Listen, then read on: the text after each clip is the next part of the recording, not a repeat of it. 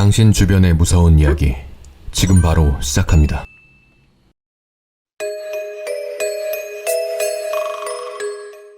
이 이야기를 해준 주인공은 2010년 초쯤 모바일 게임 붐이 일어날 때 창업했던 대표 출신 개발자다. 신작 게임 출시 후 한창 성공 가도를 달리고 있어 회사의 가치로 보나 재정적으로 보나 장래가 밝아 보였던 회사였다고 한다. 이제부터 그 사람을 편하게 대표라고 호칭하겠다. 사건은 그 게임 회사가 다음 출시할 게임을 만들고 있었을 때 갑자기 터졌다고 한다. 한 명의 개발자가 연봉 협상 때 1000만원 이상을 올렸음에도 이직을 하였던 것이다. 평소에 성실하고 맡은 일을 잘하는 직원이었기에 대표는 그 직원이 더 좋은 조건과 더 큰 곳으로 이직하는 걸 거라고 대수롭지 않게 생각하였다고 했다. 그런데 몇 개월 후 팀장급들이 한 명씩 차례차례 나가기 시작하였고 일반 사원급들의 이탈도 한 명씩 진행됐다고 한다. 대표 입장에선 개발자들의 이탈로 게임 개발 진행 속도가 느려지는 것이 피부로 느껴질 정도였으며 회사의 분위기는 점점 안 좋아졌다고 한다. 반면 이상했던 점은 퇴사자들의 퇴사할 때 표정이 한결같이 밝아 보였다고. 대표는 퇴근길에 요즘 일이 너무 안 풀리기도 하고 직원들의 갑작스러운 집단 퇴사에 깊은 고민을 하며 길거리를 걸어가고 있었다고 했다. 그러던 중 길거리에 차려져 있는 점집이 보였다고 하는데 그는 되는 일이 없는 요즘 상황에서 너무 낙담한 나머지 평소에 믿지 않던 점괘지만 지푸라기라도 잡는 심정으로 한번 뭐라고 나오나 보기나 해보자라며 그 점집을 들어갔다고 한다. 막상 들어가 보니 점집은 한겨울에 난방은커녕 한기가 느껴질 정도로 누추한 곳이었는데 앞에는 나이가 한 40대에서 50대쯤 돼 보이는 아줌마가 앉아 있었고 이상하게 머리는 부스스하고 얼굴은 초췌한 것이 분명히 사람인데 뭔가 그 점쟁이 모습은 어딘지 모르게 상당히 기묘해 보였다고 한다. 그 점쟁이는 어떤 고민으로 왔냐고 형식상 묻고는 대표가 입을 떼기도 전에 그 사업이 잘 안 되는 이유는 바가지가 새고 있기 때문이라고 말문을 열었다고 했다. 깜짝 놀란 대표는 그걸 어떻게 아셨냐고 되물었고 점쟁이 말로는 특정 직원이 다른 회사로 기존 직원들에게 이직을 권유했고 심지어 구체적으로 그 이직을 도와주고 있다는 이야기를 했다고 한다. 근데 그게 한결같이 특정 한 회사로 이직이 되고 있다고 점쟁이는 이내 말을 이어갔다고 한다. 대표는 어떻게 그런 일이 있을 수 있냐고 되물었지만 점쟁이는 자기 눈과 머릿속에는 그것까지만 보인다고 말했다고 한다. 그래서 대표는 억울함에 자기는 직원들을 대할 때 폭언을 하거나 직원 대우를 나쁘게 한 것도 없다고 이야기를 이어갔지만 그 점쟁이는 대표의 잘못이 아니라며 애당초 그 이직을 종용할 목적으로 대표의 회사에 입사한 그 직원이 문제라며 이야기를 했는데 추가로 직원들이 옮겨간 그 회사 재무제표를 떼어보는 것이 좋겠다는 이야기를 끝으로 대표에겐 참으로 딱한 상황이라 복채비는 받지 않겠다고 말하고 점쟁이는 말을 마쳤다고 한다. 그래도 대표는 미안한 마음에 돈을 주었고 돈을 주는 순간 점쟁이는 범인은 40대 남자 직원이라고만 이야기를 전해주었다고 했다.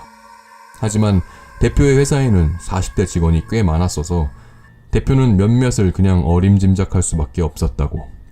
그래서 대표는 귀갓길에 답답한 마음에 소주 3병을 사서 마신 후 골아떨어졌다고 한다.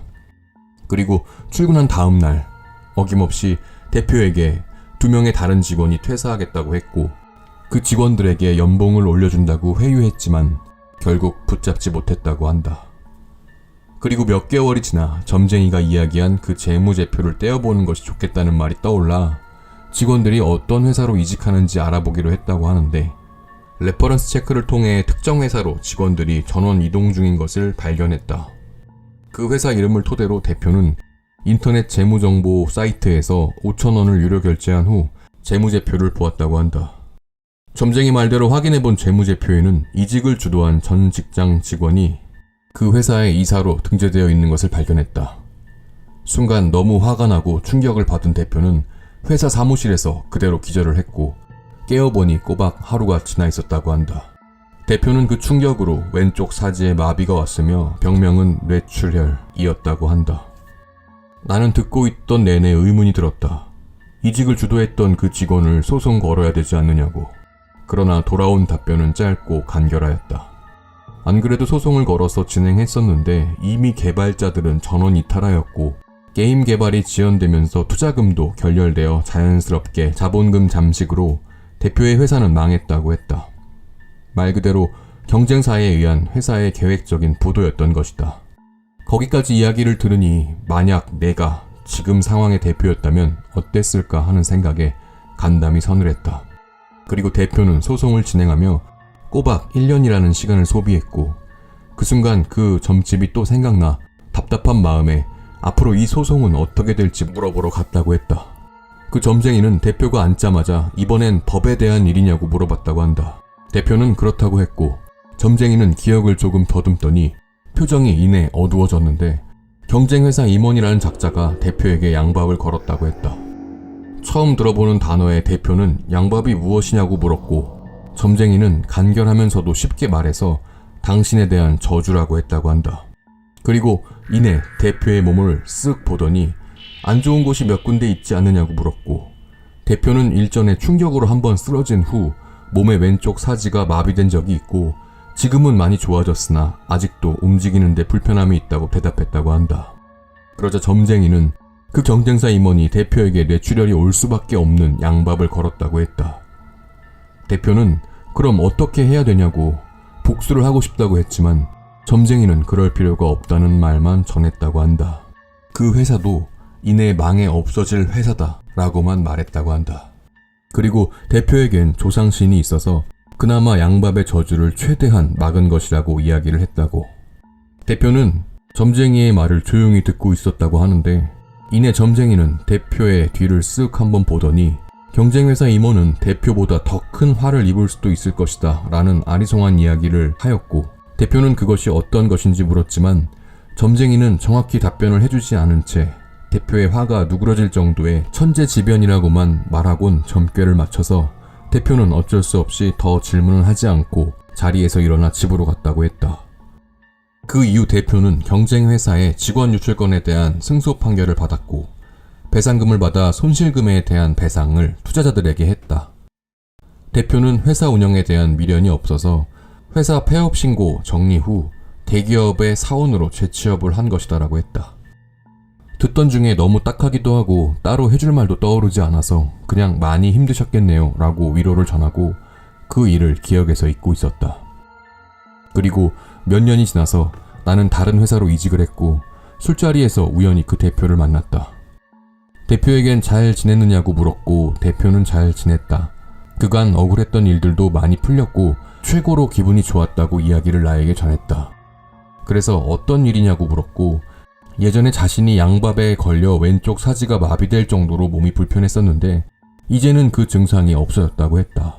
나는 신기해서 어떻게 경과가 좋아졌느냐고 자세하게 물었고 그는 말을 다시 이어나갔다.